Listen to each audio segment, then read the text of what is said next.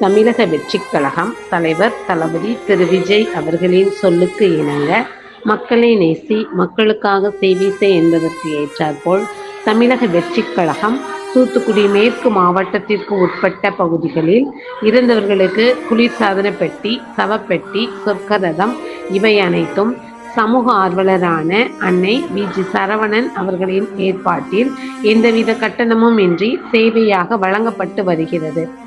இந்நிலையில் சக்கம்மாள்புரம் பகுதியைச் சேர்ந்த பொன்னையா அவர்களின் மகன் மூக்காண்டி அவர்கள் 21/1/2026 அன்று வயது முதிர்வு காரணமாக காலமானார். அன்னாருடைய பூத உடலை அடக்கம் செய்வதற்கான சொர்க்கரதம், ஃப்ரீசர் பாக்ஸ், அமரர் பெட்டி இவை அனைத்தும் மனிதம் நிலைக்க தமிழக வெற்றிக் கழகம் தூத்துக்குடி மேற்கு மாவட்டம் ஜனநாயகனின் தீவிர ரசிகரான அன்னை வி.ஜி. சரவணன் அவர்களின் சார்பில் எந்தவித கட்டணமும் இன்றி வழங்கப்பட்டது.